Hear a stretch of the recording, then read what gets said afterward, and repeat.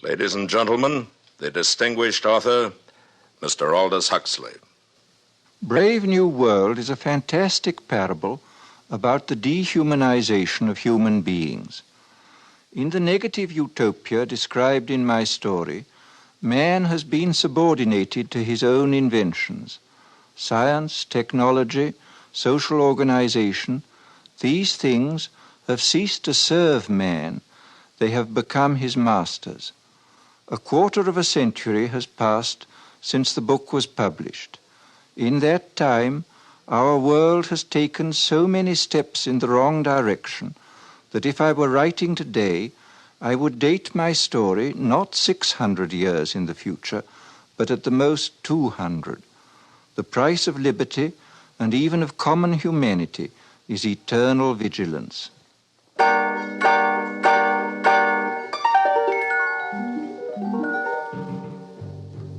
CBS Radio, a division of the Columbia Broadcasting System and its 217 affiliated stations, present the premiere broadcast of the CBS Radio Workshop, radio's distinguished series dedicated to man's imagination, the theater of the mind.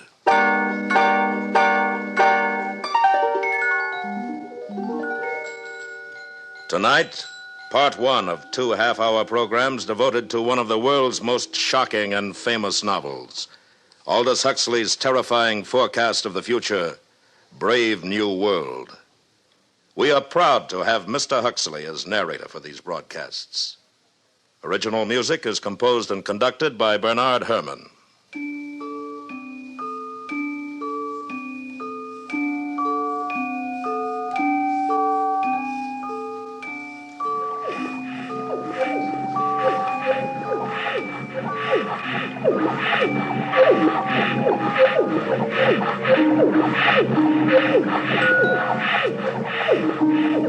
This is Aldous Huxley, and these are the sounds of the Brave New World, of test tube and decanter, of hissing injectors and gurgling blood substitute.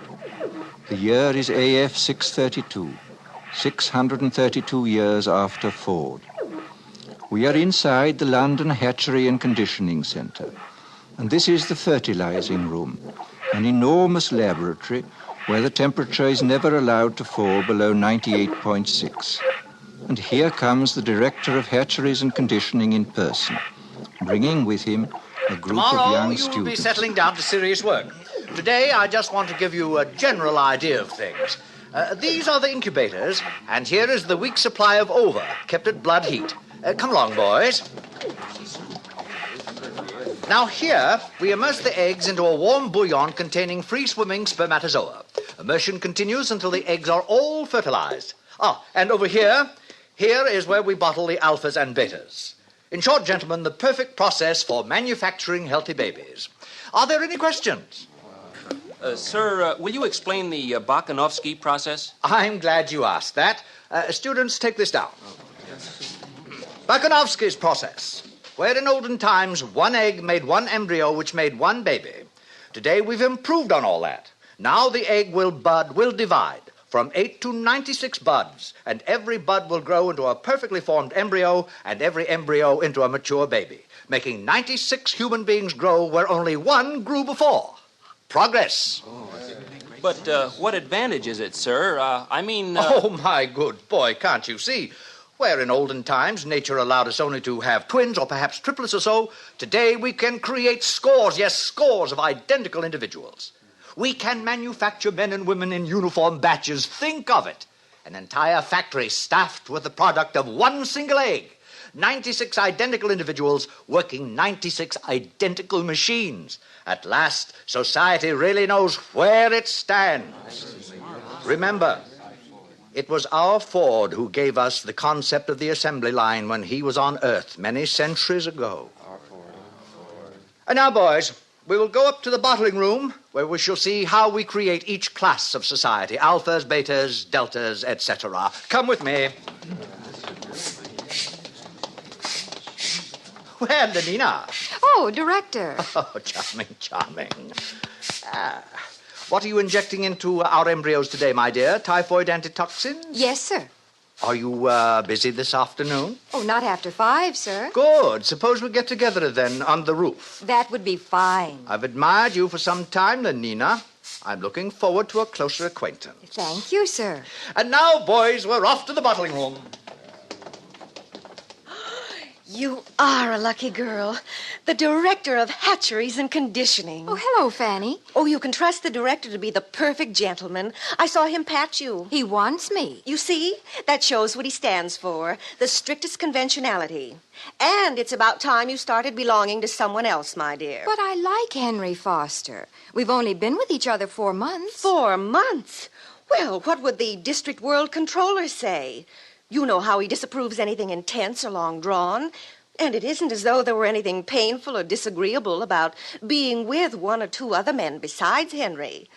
After all, everyone belongs to everyone else. You're quite right, Fanny, as usual. Good girl. Fanny, do you know Bernard Marx? Bernard Well, why not? Bernard's an Alpha Plus. Besides, he asked me to go to New Mexico, to the Savage Reservation with him. But his reputation. They say he doesn't like obstacle golf. Oh, they say. And that he spends most of his time by himself alone. They say somebody made a mistake when he was still in the bottle. Thought he was a gamma and put alcohol into his blood substitute. That's why he's so stunted. Oh, what nonsense. Oh, very well, Lenina. It's your life, my dear. But I think you're heading for trouble.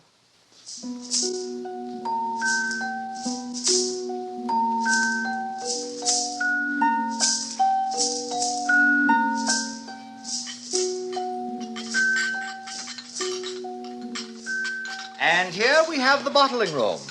Little embryos carefully bottled being rocked gently to and fro as they did in olden days when carried by their mothers. Now, boys, you must learn to distinguish between smut and science. I'm going to use that word again. As scientists of tomorrow, you must learn to cope with it. Mother. There, that's better. As a matter of fact, there is an area in our world where humans are still viviparous, still give birth to their children. The Savage Reservation in New Mexico. I visited there once myself, many years ago. Dreadful, filthy place. Naturally, civilization has improved on all that. It is here we control the embryo's growth, each batch carefully regulated to produce the exact class of citizen we desire. And here is our Mr. Henry Foster in charge of bottling. Oh, Henry. Yes, sir. Please explain the process to the students. Oh, delighted, sir. By the way, Henry, before you begin, I made a date with Lenina Crown this afternoon. Oh, really? I'm delighted, sir. I'm sure you'll enjoy belonging to her. Good. Very pneumatic girl. Now, please proceed. This way, gentlemen. Here, we advance the process. One by one, the eggs are transferred from their test tubes into these larger decanters and moved along to the labelers, carefully labeled as to heredity, date of fertilization, sex, name, serial number. Gentlemen, there are 88 cubic feet of card index in this room. Now, here is where we actually predestine and condition. Nothing is so unstabilizing to society as unhappy people. We avoid all that by preconditioning our embryos. And now we are entering the heat conditioning room. Hot tunnels alternating with cool tunnels. Exposure to cold is accompanied by exposure to X-rays. By the time these babies are decanted, they have a perfect horror of cold. Thus, they are perfectly prepared to emigrate to the tropics, to be miners and acetate silk spinners and steel workers. And that is the secret of happiness and virtue, liking what you have got to do. All conditioning aims at that, making people like their unescapable social destiny. 10 to 3, boys. Time to visit the nurseries.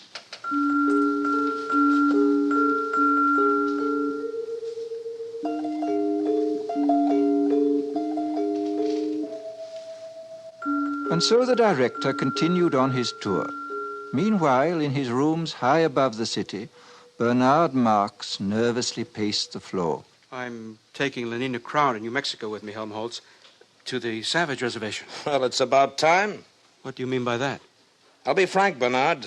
There's been a lot of talk about your behavior at the College of Emotional Engineering. Of course, I've been defending you. And I'm supposed to be grateful? Because you're a successful feelies writer? Because you're tall, well-built, have all the girls you want? Oh, Bernard. Now, you know how I feel. I want to write. I mean, seriously, not slogans or feelies. I want to write something important. Lately, I've been cutting out my committees and my girls. The director called me in just the other day. Are you in trouble, too? There's a poem I wrote, too emotional, he said. He gave me the lecture about being an alpha plus, about remembering to behave even as a little infant. I know. I tried to explain to Lenina, but she doesn't understand, or won't understand. All those other men she belongs to, Henry Foster, Benito Hoover, they treat her like a side of beef. It's disgusting. It's socially proper. We share and we share alike, remember? But I want her for myself, alone. Bernard, you're my closest friend. Now, you listen to me. You can't win this way. Follow the rules. Play the game. Be happy.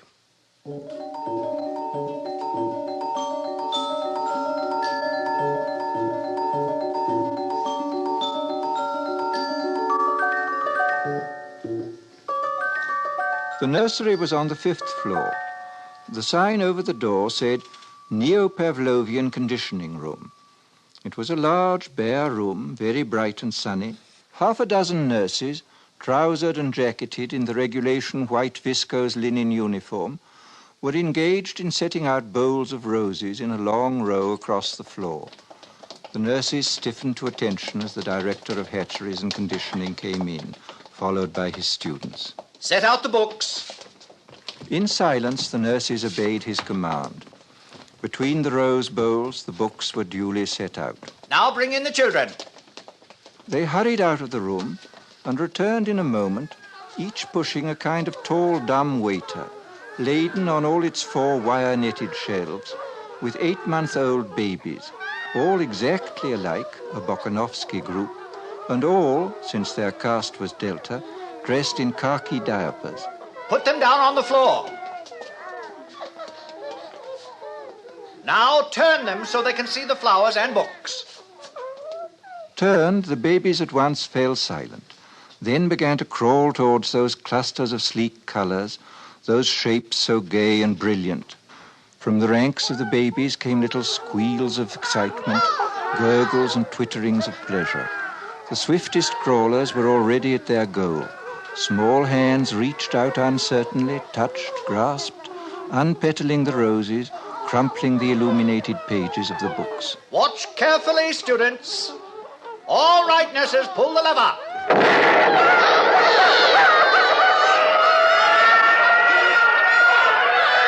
And now we proceed to rub in the lesson with a mild electric shock.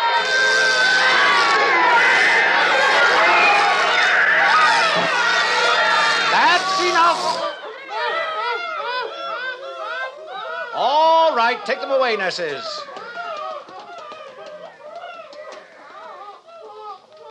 Observe. Henceforth, books and flowers will be associated in their minds with loud, unpleasant noises and electric shock. And after 200 repetitions of the same or a similar lesson, will be wedded forever. What man has joined, nature is powerless to put asunder. They'll be safe from books and botany all their lives. But, sir, since these are lower caste children anyway and will never read, why bother to condition them against flowers? Simple economics. If gammas, deltas, or even epsilons like flowers and nature, soon you'd see them wasting their time visiting the countryside. And of what economic use is that? A love of nature keeps no factories busy. It was decided to abolish it, at least among the lower classes. Any further questions? Sir, would you tell us about sleep teaching? I'm glad you asked that. The most ingenious development of all, sleep teaching, is given to all our children as they grow to maturity. A little voice murmurs slogans in their ear all the night long while they sleep. Of course, it's useless for teaching, but as a method for giving post-hypnotic suggestions, it is invaluable. It's what conditions our minds to love our future role in life. Now, boys, tell me some of the lessons we've all learned through sleep teaching. A gram is better than a dam. A good example. We have learned to take a gram of soma whenever we feel out of sorts. Euphoric, narcotic, pleasantly hallucinant. It transports our minds into a beautiful sleep filled with wonderful images. It gives a summer holiday, thus preventing unnecessary impulses such as anger, jealousy, envy, anxiety. Next. Ending is better than mending. Good. It's better to throw away something than to repair it. New clothing, new possessions keep our factories humming and make us happier. Next. I'm glad I'm not a gamma. Ah, yes. We're all taught in our sleep to enjoy our own caste, whatever it may be. Gammas are taught to think, I'm glad I'm not an epsilon. Betas learn to be glad they're not deltas or gammas. And glad they're not alphas, because we alphas sometimes have to use our minds, and that's very painful. That's very good indeed.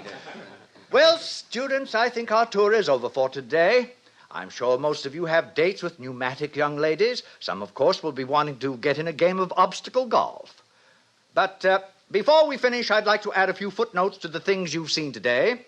Today, we have a controlled society, a happy society. We have stability.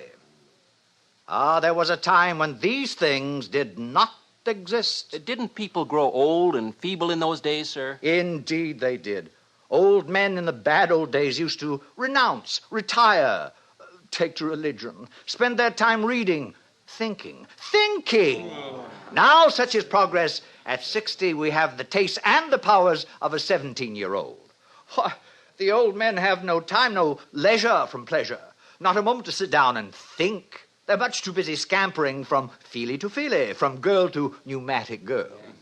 Fortunate boys, no pains have been spared to make your lives emotionally easy, to preserve you as far as possible from having emotions at all. Ford's in his flivver, all's well with the world. Ford's in his flivver, all's well with the world. And solemnly and devoutly they made the sign of the T and hurried off to join their fellow citizens at play.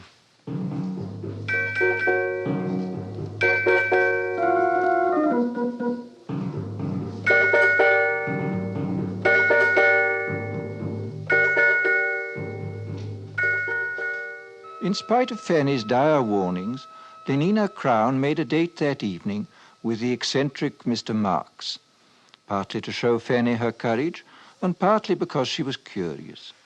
When they were safely in their helicopter and climbing above the city, she turned to him. Shall we play escalator squash or go to the Feelies? Escalator squash is a waste of time. But what else is time for? All right, then, let's go to the Feelies. You know, they're showing love on a bearskin rug, and everyone says it's terribly exciting. You can Lenina, actually please, feel... couldn't we just go for a walk and be alone together? But, Bernard, we'll be alone all night. Well, I meant alone for talking. Talking? What about? Oh, you're beginning to feel nasty, I can tell. Take a soma, Bernard. I'd rather be myself and nasty, not somebody else, however jolly. A gammon 9 saves 9. Oh, for Ford's sake, be quiet. Bernard. Lenina, don't you ever want to be just you? Not enslaved by your own conditioning, to be free? But I am free. I'm free to have the most wonderful time. Everybody's happy nowadays. But wouldn't you like to be free to be happy in your own way and not somebody else's? I simply don't understand you. Bernard, do you really like me? Everyone says I'm awfully pneumatic.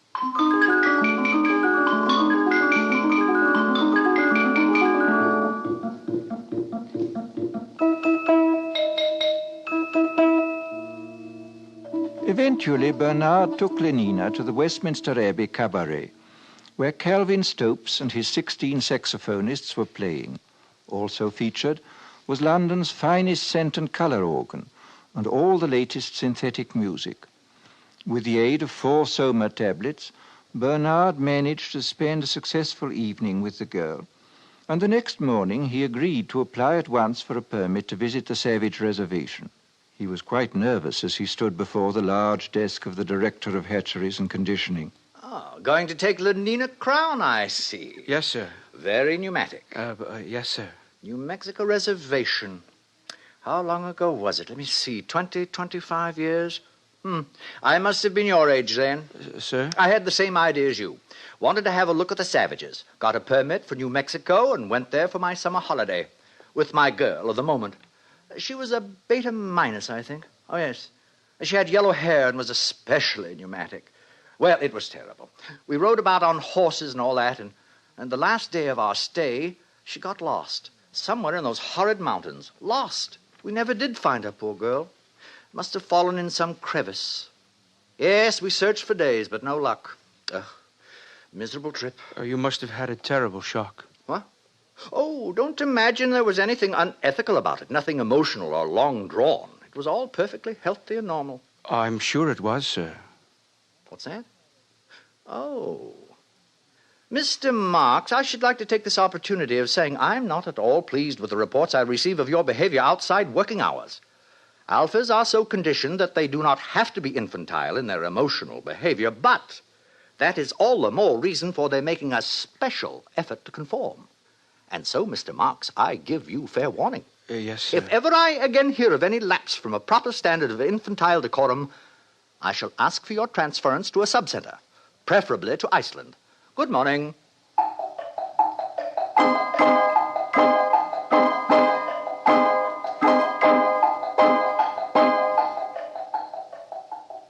The journey was quite uneventful. The Blue Pacific rocket lost 4 minutes in a tornado over Texas, but was able to land at Santa Fe less than 40 seconds behind schedule.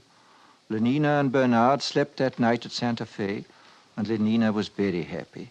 Imagine 60 escalator squash racket courts in the hotel, and obstacle and electromagnetic golf, too. Oh, Bernard, it's simply too lovely. There will be no scent organs, television, or even hot water once we get out on the reservation. I can stand it. You'll see.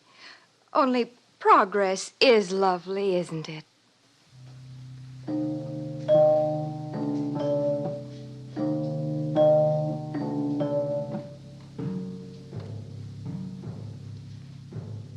They took a rocket ship into the interior, and from there they traveled on horseback.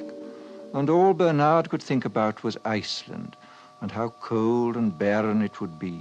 The director's warning had made him even quieter and more sullen than usual. And then, that evening, they reached their destination. Before them was the village of Malpais, situated on a mesa. Adobe hovels growing out of the stony ground, dust and squalor, and the smell of wood smoke. What an awful place. I don't like it. Who's that man coming toward us? He's to be our guide. I'm frightened, Bernard. Quiet. We shouldn't have come. Oh, good morrow. You're civilized, aren't you? You come from outside, from the other place? My name is Bernard Marks. This is Lenina Crown. My name is John. Come with me. He speaks English. That's strange. Probably trained as a guide.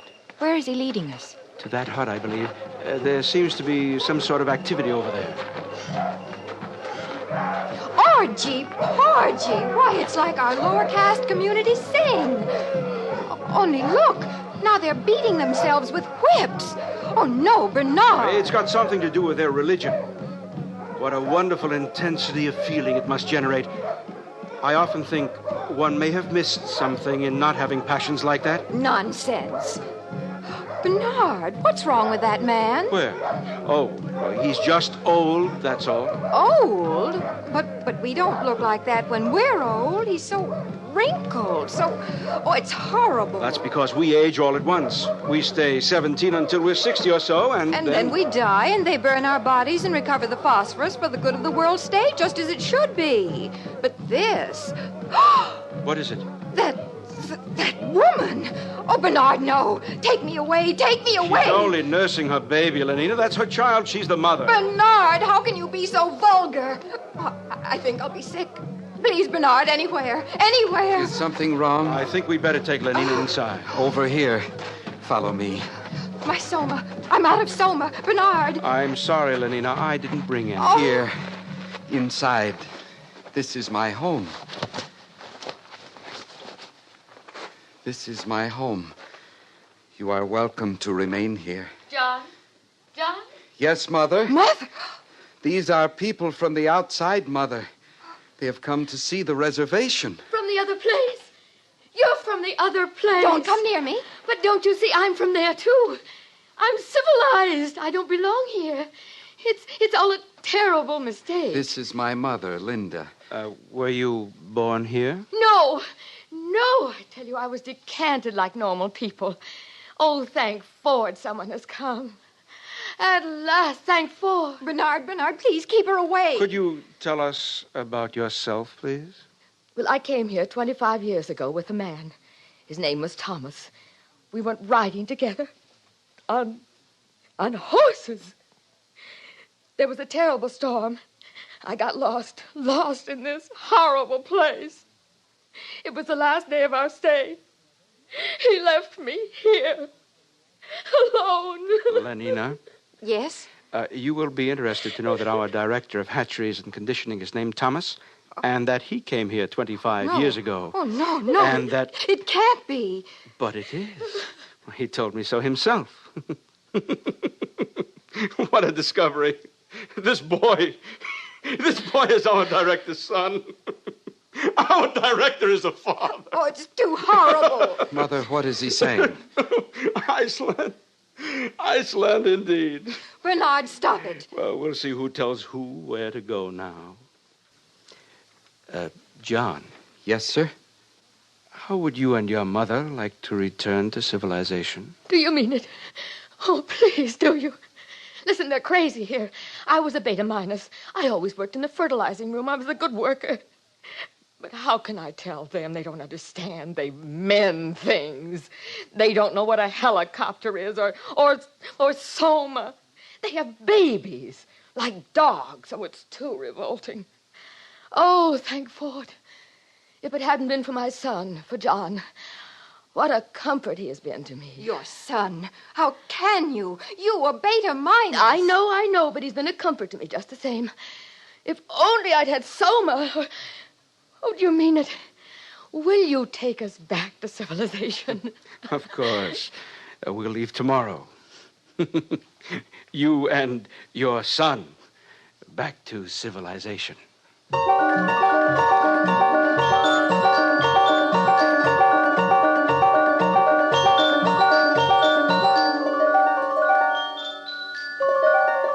And Bernard was as good as his word. That very night, he and John and his mother and Lenina took the Blue Pacific rocket to London. For Lenina, it was a happy trip, since she had taken 4 somas the minute they got back to the hotel. For John, it was a voyage of discovery. Poor Linda, his mother, could only weep for joy. But for Bernard, it was a moment of triumph.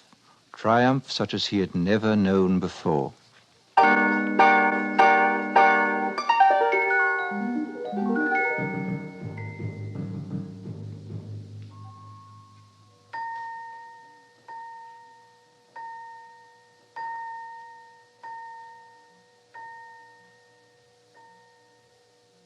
Brave New World, Part 1, by Aldous Huxley.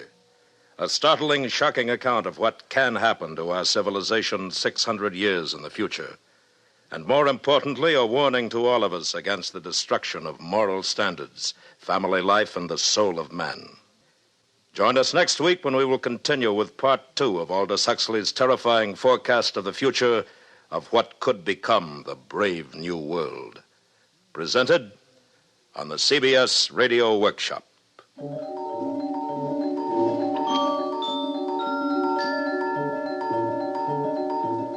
The CBS Radio Workshop is produced and directed by William Frug. Brave New World was adapted for radio by Mr. Frug. Featured in the cast were Joseph Kearns, Bill Idelson, Gloria Henry, Charlotte Lawrence, Byron Kane, Sam Edwards, Jack Crucian, Vic Perrin, and Lorene Tuttle. Original music composed and conducted by Bernard Herrmann. This is the CBS Radio Network.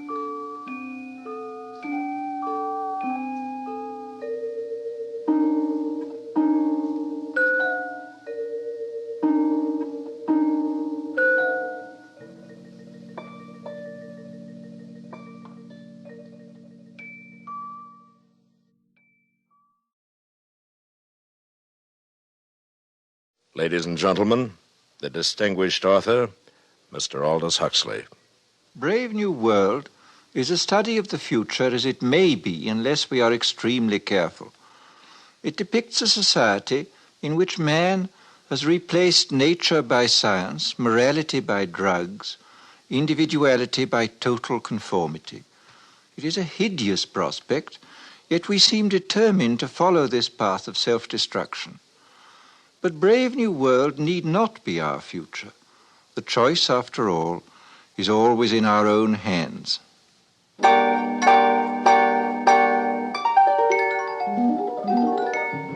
CBS Radio, a division of the Columbia Broadcasting System, and its 217 affiliated stations present the CBS Radio Workshop, radio's distinguished series dedicated to man's imagination, the theater of the mind.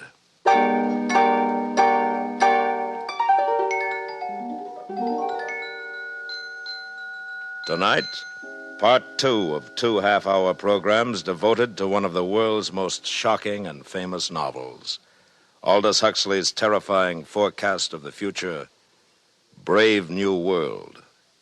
And we are proud to once again have Mr. Huxley as our narrator. Original music is composed and conducted by Bernard Herrmann.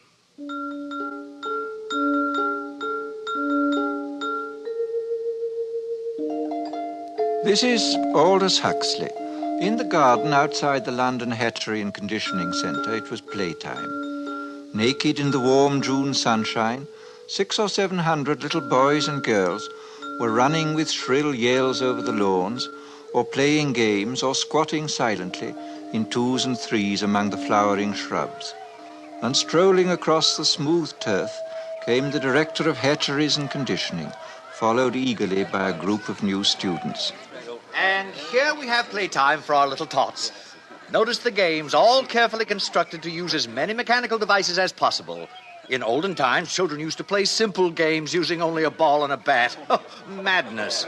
Nothing was added to increase consumption. Then came our Ford. He taught us the principle of mass production in the assembly line many centuries ago and changed all that. Good morning, Director. Sir, what an unexpected pleasure. Boys, this is the resident controller for Western Europe. This is his Ford ship, Mustafa Mond. Boys? Good morning, sir. Good morning, sir. I was just showing the students the children, sir. Lovely children. Busy as bees at their unrestricted play. Controller, if you have the time, I wonder if you might tell the students something about the bad old days. I might. Where are you taking them? To the Hatchery and Conditioning Center to see the manufacturing of the babies. Very well. I'll walk along with you. Yes, in the old days, children lived in a place called home. A rabbit hole with suffocating intimacies. Maniacally, the mother... please don't be shocked at that word. The mother brooded over her children. Her children. Our Ford, or our Freud, as for some inscrutable reason he chose to call himself whenever he spoke of psychological matters, our Freud was the first to reveal the appalling dangers of family life. Unpleasant as they may seem, students, these are facts. People used to be viviparous, gave birth to their children. What were the consequences? A world dominated by mothers and fathers was a world full of every kind of perversion, from sadism to chastity. There were also husbands, wives, and lovers. Now everyone belongs to everyone else. Thank Ford for progress. Yes, thank Ford. Actually, we still preserve a few outmoded ethics of pre-stable societies in our savage reservations. Did you ever visit a reservation, Director? Yes, I once went to look at the savages in New Mexico. Well, that must have been 25 years ago. Mother's, father's marriage. Oh, very repulsive. Yes. Well, here we are. I'll say goodbye. Goodbye, Controller, and thank you. Thank you, sir. Thank you, sir. You're welcome. Thank you. And now, boys, if you'll follow me inside the hatchery.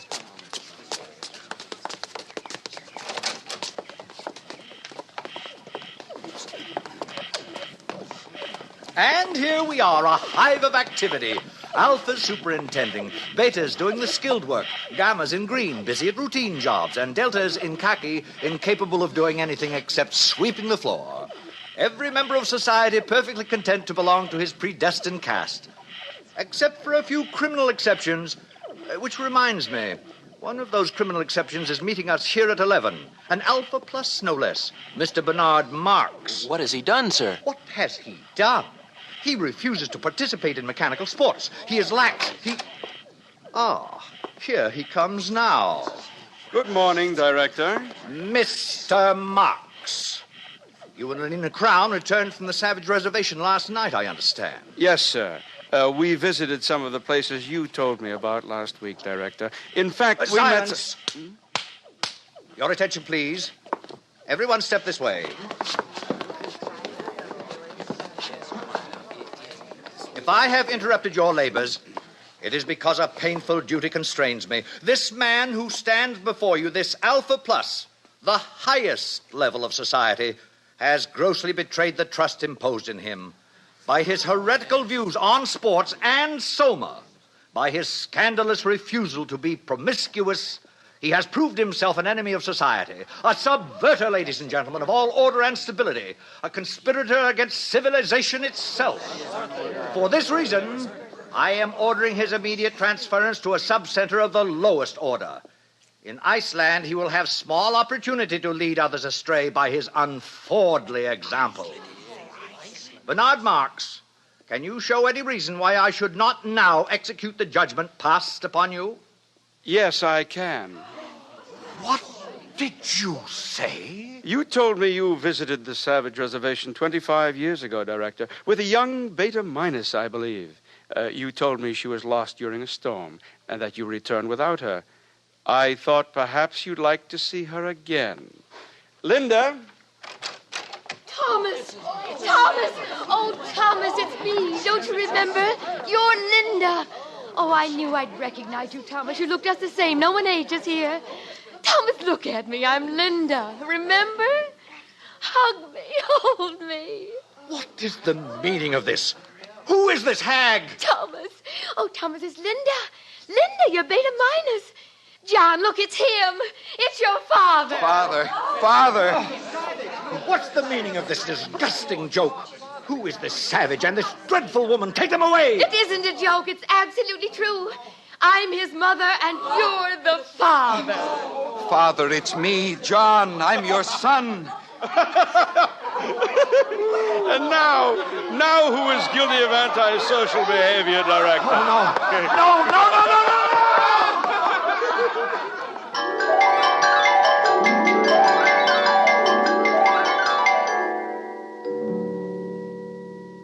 A father as director of hatcheries. It was out of the question.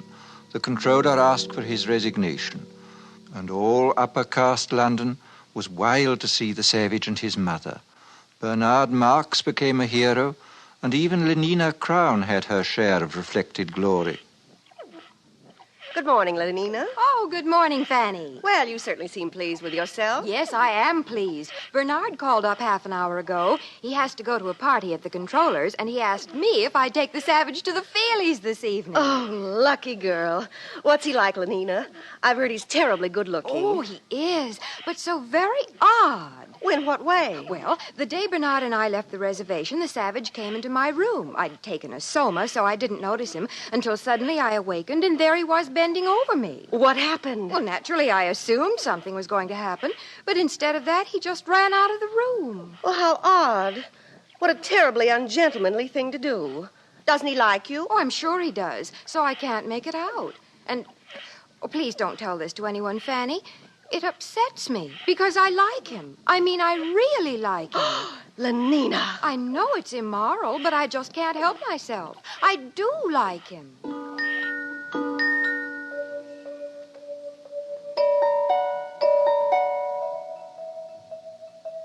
The days passed. Success went fizzily to Bernard's head. His diffidence turned to bumptiousness. His nonconformity was forgotten, and he became completely orthodox. The resident world controller appointed him official escort for the savage and asked him to make regular reports on the young man's reactions to civilization. This Bernard did assiduously.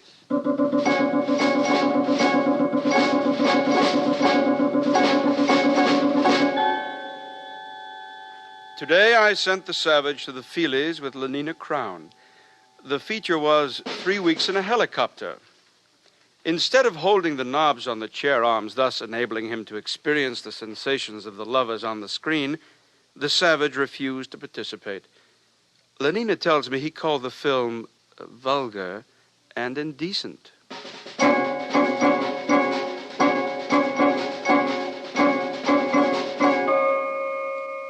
The savage refuses to take Soma and seems most distressed because the woman, Linda, his Mother, remains permanently on summer holiday. In spite of her senility and the extreme repulsiveness of her appearance, the savage frequently goes to see her and appears much attached to her.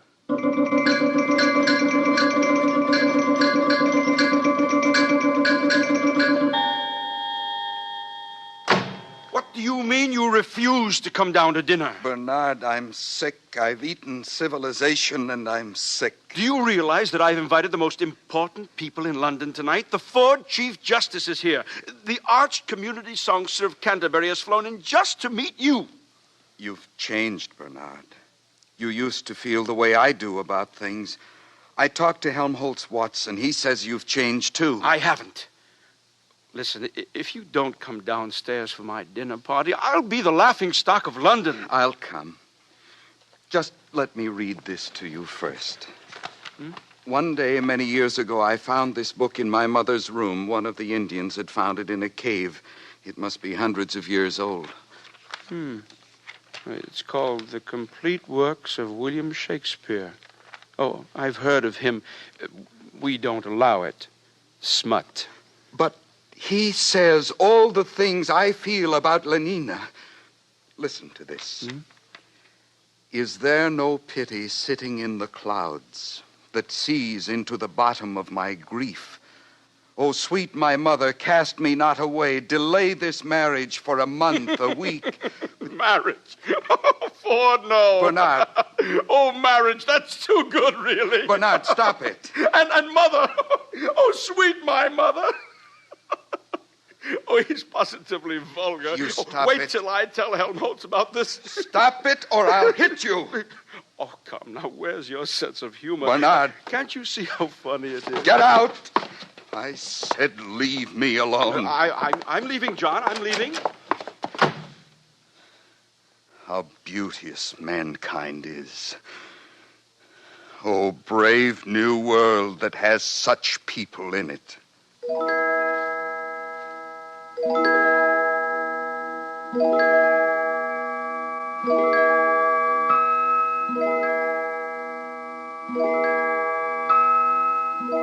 The next morning, a pneumatic young girl, crisply clad in a beta-minus viscose linen suit, stood outside the door of the savage's apartment and somewhat nervously rang the buzzer. What? Lenina. You don't seem very glad to see me, John. Not glad. Oh, if you only knew. May I come in, then? May I kiss your hand, Lenina? My hand? Admired, Lenina. Indeed, the top of admiration, worth what's dearest in the world. I wanted to do something first to show I was worthy of you. What are you talking about? Lenina, tell me something.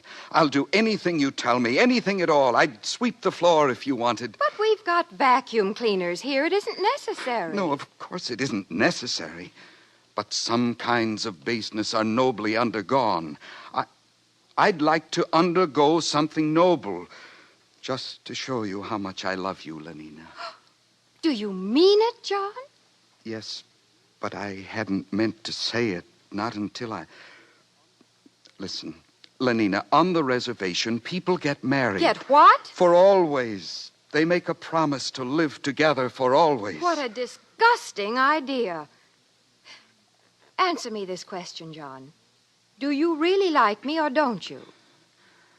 I love you more than anything in the world. Well, then, why on earth didn't you say so?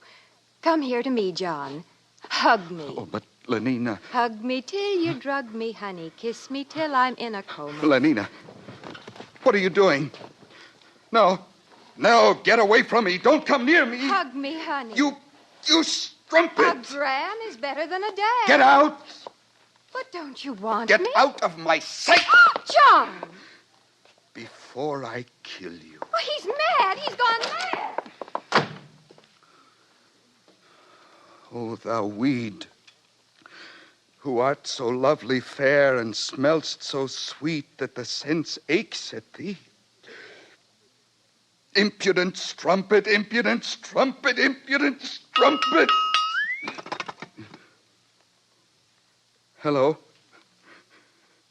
Yes, this is Mr. Savage. Who's ill? Linda. My mother dying. Yes, I'll come at once.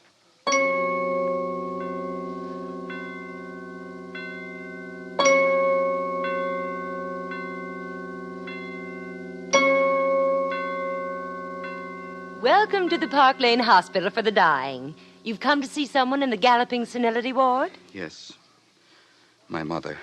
Oh, how vulgar. You know who I mean. Linda. Oh, yes. Room 43, bed 16. She'll be dying any minute now. This way, please. Is there any hope? Well, of course not. Or else she wouldn't have been sent here. Through these doors.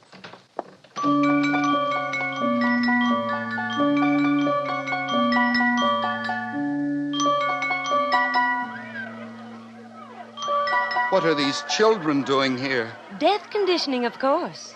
It starts at 18 months. Every tot spends 2 mornings a week in a hospital for the dying. All the best toys are kept here, and they get chocolate ice cream on death days. They learn to take dying as a matter of course. This way. Oh, here we are. Well, I must go. I've got my batch of children coming. Time for their chocolate ice cream.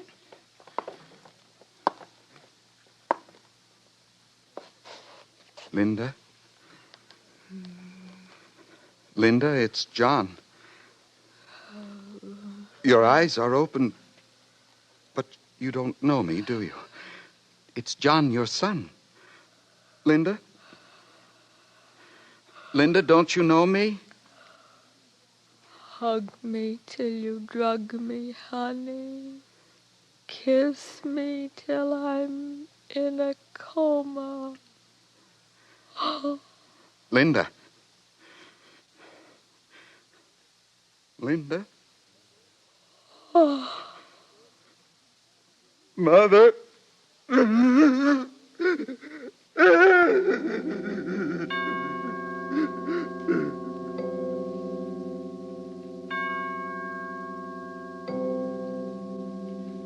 The menial staff of the Park Lane Hospital for the Dying consisted of 162 deltas, 84 red-headed female twins, and 78 identical mongoloid male twins.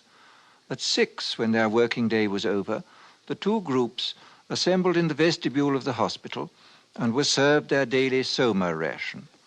It was into this crowd that the savage walked, so overcome with his grief and his remorse that he did not realize he was shouldering his way into the gathering throng. All right, here it is, soma distribution. In good order, please. Oh, hurry up there. Stand in line for your soma. Linda died because of this. Oh, now don't grab. There's enough for everybody. 1 gram for an evening's delight, 2 for a trip to the gorgeous East, and 4 for a weekend in paradise. How beauteous mankind is. How brave new world that has such people in it. Stop! Stop! Ford is a savage. Listen, I beg you, lend me your ears. Don't take that horrible stuff. It's poison. Mr. Savage, please. The people are waiting. You're slaves, all of you. Don't you want to be men? Don't you want freedom? Freedom? Ford Almighty, call the police. From somewhere behind the milling, angry crowd, Bernard Marx saw the savage. He and his friend Helmholtz Watson had been searching for John. Now they hurried forward. Helmholtz, he's mad. They'll lynch him. Oh, Ford, help us. Ford, help those who help themselves, Bernard. Come on. Where are you going? Come back. It's a fight, a real fight. I've been waiting all my life for this. Men at last. I'll make you free whether you want to be or not. Give me those soma boxes. Sir, Mr. Savage, no! Stop it! Helmholtz, join me. Yes. Throw the poison pills away. By all means, throw them away. Stop it. Freedom! Be men and be free! Over here, officers, this way. Give them the Throw them silver away. spray. Freedom! Stand up as men. Win your freedom. Soma spray. Win John. your John. freedom. Take them to the resident controller's office. All right. All right, it's all over. We're all happy now. We're so happy we all love each other, don't we? Oh, yes, we all love each other. Line up for your soma.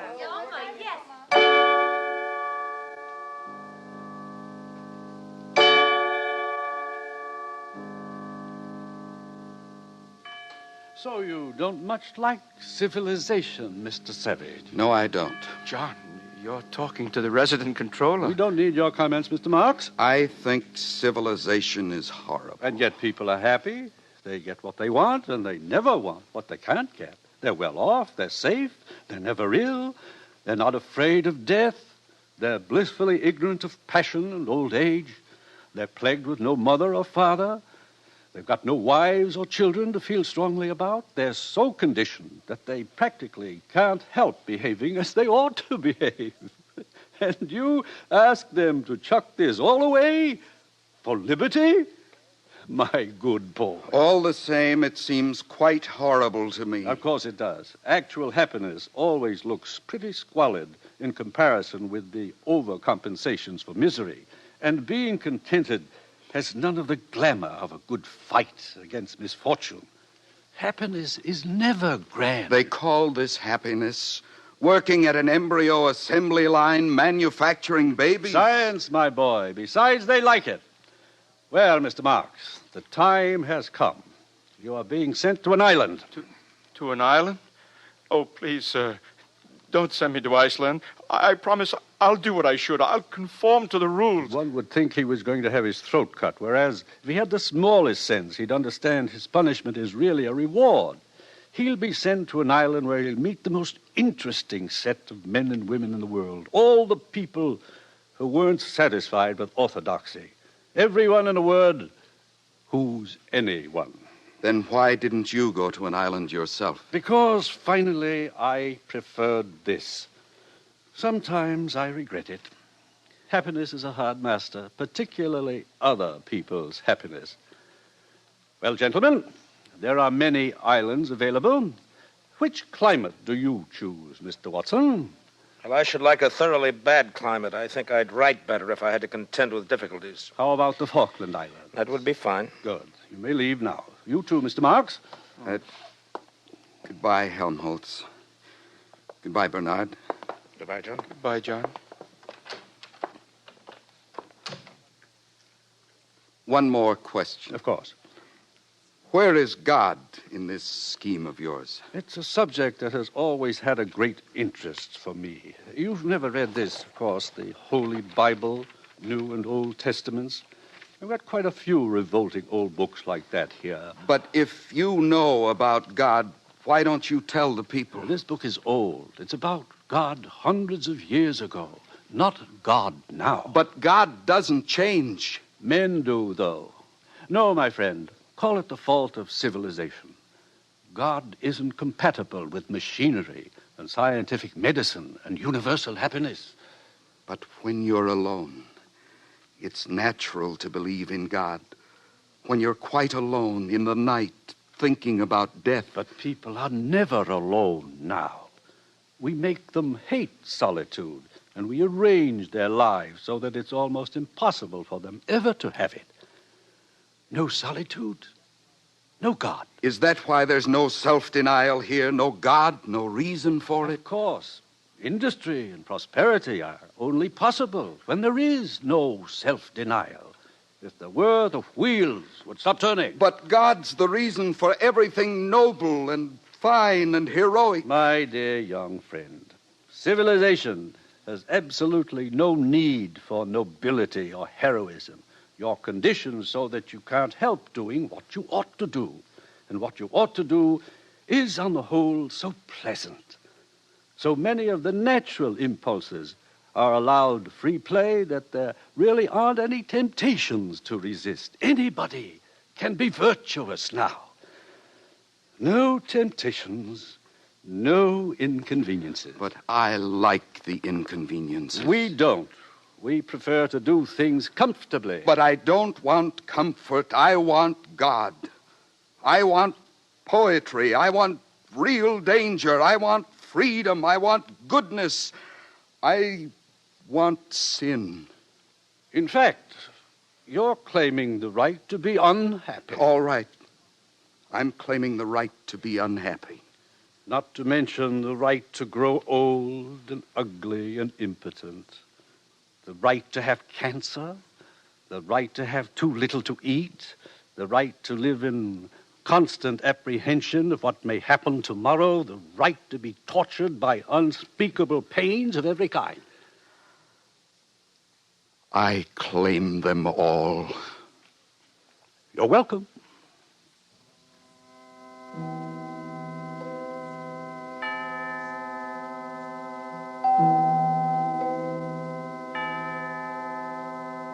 Bernard and Helmholtz left for their islands, but the savage was not allowed to go with them. The controller wished to continue the experiment. 3 weeks later, the savage ran away. After some days of wandering, he took refuge in an abandoned lighthouse. But his desire for solitude was not to be fulfilled. His hiding place was discovered. There were articles in the papers. Sightseers came by the thousands.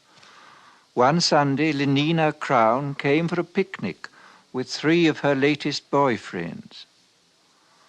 The day after her visit, 2 young reporters came to call, hoping for an exclusive interview.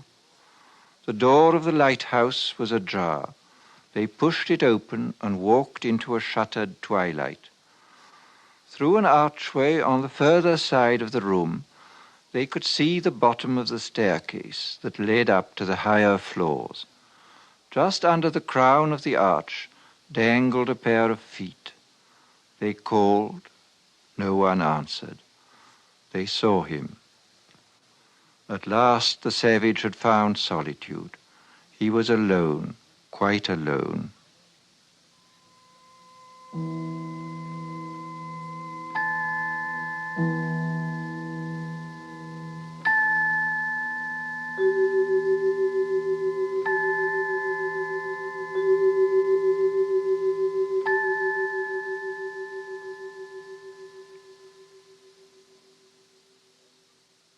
Thus concludes Brave New World by Aldous Huxley. We wish to thank Mr. Huxley for appearing on these broadcasts as our narrator. And we would also like to thank you, our listeners, for your enthusiastic response to this new series. This is William Conrad inviting you to join us again next week when we present George Stewart's dramatic account of one of nature's most terrifying phenomena, storm. The following week, listen as Dr. Frank C. Baxter interviews William Shakespeare. Presented on the CBS Radio Workshop. The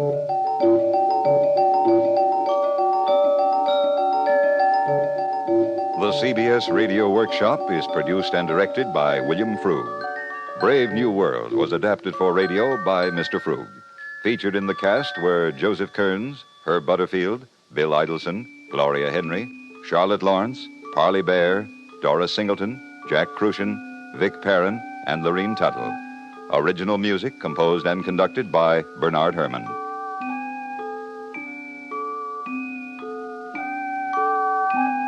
America listens most to the CBS Radio Network.